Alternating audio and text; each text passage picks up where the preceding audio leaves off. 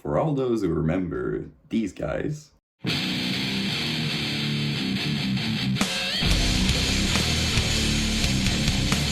Did you ever wonder what happened to them or even what they were doing at that time? This video is for you. I actually sat down with Mikey and he was very nice and he explained to me what happened to them in this era and even more, and I'm very excited to share it with you today. So my friend, I'm inviting you to take a cup of coffee, tea, wine, whatever you feel like as you embark with me on the In Dead I Rise journey. Let's do it.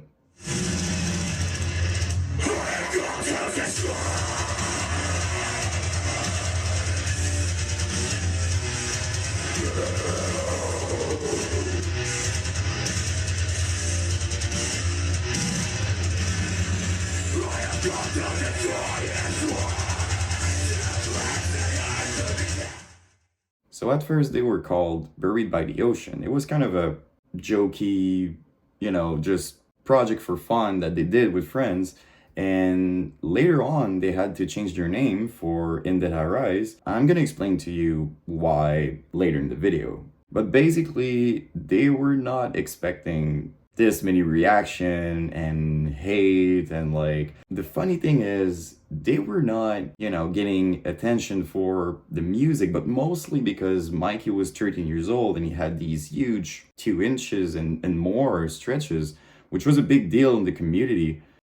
Who let their 13 years old do that to their ears? So yeah, people were basically complaining, saying that what kind of mom would allow their child to do something like that. But the thing is, they know nothing. I understand nothing. Most people complaining and hating, they never really know what the real situation is. And this one is a very good example because his mom didn't know about it. He had long hair, he was covering his ears, making sure no one noticed. And for the band picture, he actually shaved his head, which was pretty clever. So it's actually kind of funny that people were insulting his mom without even knowing the actual situation. But male gatekeepers, am I right? So as I said a little early on, they had to change their name because another band called Buried by the Ocean existed. It was a little bit different, was more metalcore, but apparently they basically wrote tons of emails, threatening with lawsuits. Imagine being sued at 13 years old because you have the same band name. You know what I mean? It's weird. But yeah, they just didn't want to deal with it, so they changed their name, and Mikey thought of In Dead I Rise, and he was proud of the name, and he was a bit disappointed, because they had their logo, they had everything, and they were known as Buried by the Ocean way more than the other band, which is probably the reason why the other band was threatening them, I'm guessing. Yeah, basically they changed their name for In Dead I Rise, and they kept doing their stuff. After changing their name, they actually posted videos on YouTube with their songs, but it was always with In Death I Rise, so more and more people were noticing, and they knew them as In Death I Rise, so it worked out perfectly. So before moving on and explaining to you what people thought of their music, I'm gonna give you my personal review of the songs. So the EP was actually 3 songs. Well, 1 intro and 2 songs. You know how it goes. For those who remember those days, it was always this big intro with a big breakdown or something, and then you had a few songs. It was always like that, or almost always. So we have the intro, Blind, and Without Remorse. And to me, they're all great.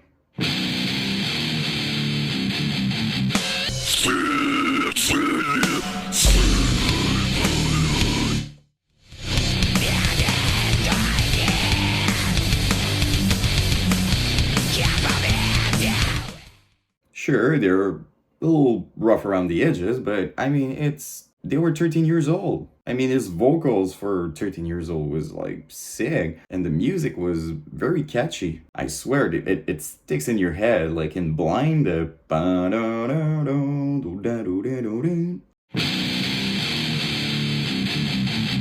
to compare both songs, it was like Blind was more of a deathcore song, and Without Remorse, I would say, is a little more metalcore because of the riffs, but still very good. Like this was a great EP with amazing potential, especially at 13 years old. If I would be, a record label and I would see like young dudes like that being this talented, I would have probably signed them. But the thing is, you have to remember, back in those days, deathcore wasn't accepted at all. The death metal community was very much against it. Even the metal community in general, they were pissed because to them it was mostly emo kids transitioning in metal, and they were not welcome at all. And the funny thing is, most comments were about his stretches, and the rest was like complaining about the breakdowns and shit. It was pretty funny that the metal gatekeepers were pointing out the fact that they were wearing death metal shirts, but their music wasn't representing that, or I don't know, dude. It was, you remember those days, right? You know how it was. It was almost stressful to do music. You would release stuff and you would be like, oh my god, people are gonna come at me, which is weird and intense. And a very big thing happened to them, which was the Metal Sucks article. For those who don't remember Metal Sucks, it was kind of a, controversial kind of way to give reviews to band, and like a lot of people were actually reading it. So the metal community was very active, and it was a big deal, especially for young dudes like that. So what do you think? Do you think they were kind in their article, or do you think they were shitting on them? Yes, you are correct. They were shitting on them like crazy. They were basically saying that the music was generic as best, and they were even talking about his stretch ears, which is just funny to me. You're a grown ass man and you're commenting on like a 13 years old who did stretches in his ears. You see young dudes like that doing music and doing their best and their passion, and your reflex as a person is, let's shit on them. What is that? Like, are you serious, dude? It's like in the skateboarding community, you're at a skate park and you see a young dude and he can't ollie and you're like, you suck. You suck so much. You should give up. You know what I mean? Like, people keep forgetting that there's a start for everything. You have to start somewhere. And those kids, they did pretty well. Generic? Really? They're 13 years old, for God's sake. Most 13 years old can't even play one note. Are you serious? Mike, he told me that he didn't really care about the hate. He realized even at that age that it was good for them, and it actually, it was. Because people were talking about it and it was sharing everywhere and they were getting bigger because of that. So thank you, Metal Sucks, I guess. After a while, we just stopped hearing about those dudes. Like, no new music was out. Like, it went quiet, and the reason is pretty simple. They dismembered. The band was just done because they were kids. They were like 10 to 13 years old, so they were kids, Mikey was the one very focused on music, and he kept doing music. We're gonna talk about that a lot in this video. Zach, the guitar player, kept doing music with Mikey for a while, and unfortunately we don't have any tracks of that era, but I think it's kind of cool to know that they kept doing music together for a while. And unfortunately, Eric, the drummer, passed away last year. Rest in peace, man. A legend. You did something cool in deathcore, and rock on, dude. Mikey actually, 2 years ago, I think, redid Blind completely to honor Eric when he passed away, which I think is an amazing thing to do. And it's super brutal because I don't remember what year it was. It was like 2011, 12 or something when those guys were around. And he redid it in like 2020. So his vocal range, everything was different, the music and all that. I'm gonna leave a link in the description. It sounds actually very good, the remix of Blind.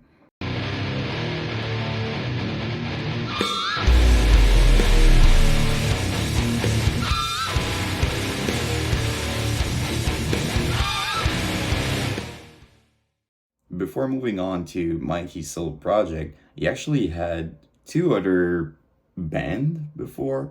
One was called Tomorrow Favors No One.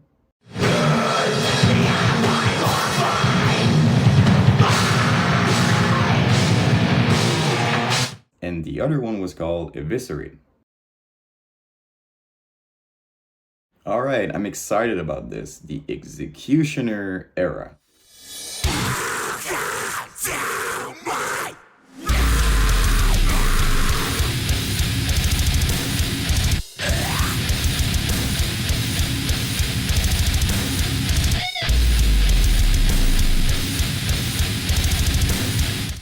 The funny thing is, when I was discussing with him about all of that, he was telling me, yeah, my vocal sucked back then. And I was like, dude, you were 14 years old.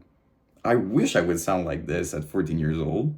Also, I think it's pretty funny to mention that the irony of the Metal Sucks article is that it gives Mikey a lot of exposure with his solo project. So, again, thank you, Metal Sucks. Later on, he was doing some covers on his YouTube page. It's still active if you want to check it out, and it's actually very good.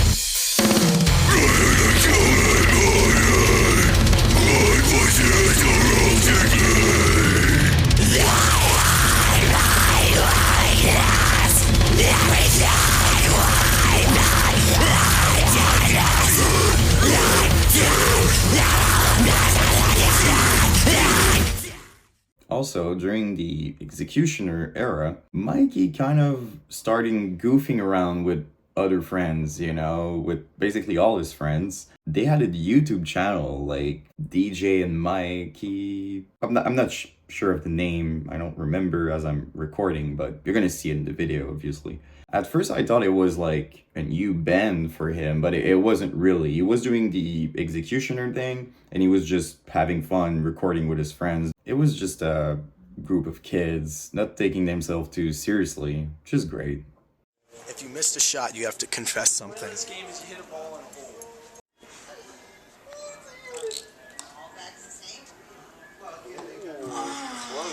You mad? Confess. Half the jokes I make is from him.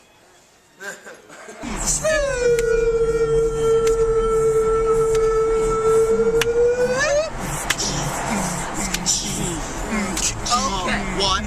My name is Drake. I like to rake the lawn. Who the f am I? I'm Satan's spawn. Oh yeah, double kill!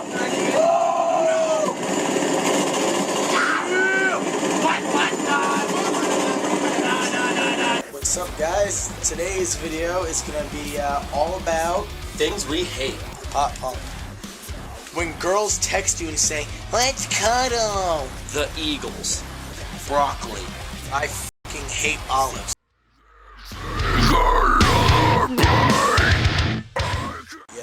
I'm Mikey, Michael Jacob Materatona, I prefer to be called Mikey. And what separates me from the group is probably my passion for music and deathcore. In one of the videos, it's pretty interesting. Back in those days, Mikey would hit up some bands touring and ask if he could do guest vocals, and he did for The Blood and You, and he did awesome.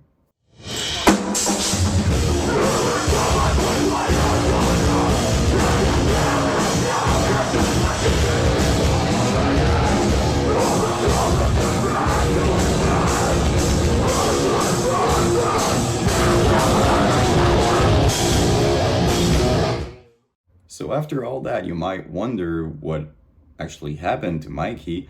Well, he wasn't feeling angry anymore, or in fact, he just felt like exploring other type of music, which lead us to his indie project.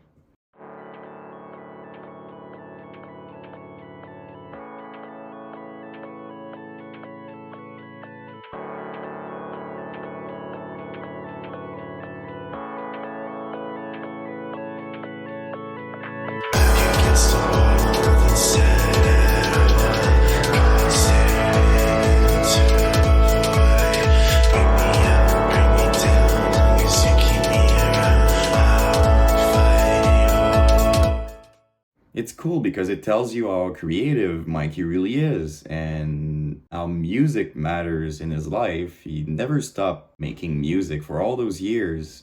Even if he wasn't doing deathcore, he was doing other things and he was very good at it. To me, he's the definition of a real artist. He's doing that for himself, he's very passionate about it, and yeah. During those days, he also found himself another passion, which was motorcycles. On an Instagram page, he's posting quite a lot of that, and it's pretty cool too, you know? He's passionate about everything he does. When I was talking to him, he actually told me that he was working on deathcore stuff right now, so I'm very curious what he's gonna come up with. His vocal range is different. As a musician, he's improved so much, so like, I'm gonna keep you posted, but I think we're all excited for what's coming next. So that's pretty much it, guys. That's the story of In Dead Our Eyes and Mikey and his friends, I guess. Would you like to see an interview of like me and Mikey, kind of in a podcast type of thing? Feel free to let me know what you think in the comments. If you want to see more, I'm actually going to sit down with other bands later on this week. I don't want to name them, but my goal is actually to go and sit down with every single band who was part of the deathcore, Myspace kind of era. I think it's going to be rad. So if you want to see more, let me know. I'm very open-minded, and I'm a huge fan of the punk rock MBA and also the Cozy Representative. If you don't know them, they're awesome. So yeah, basically I had a lot of fun doing that, and I'll see you in the next one.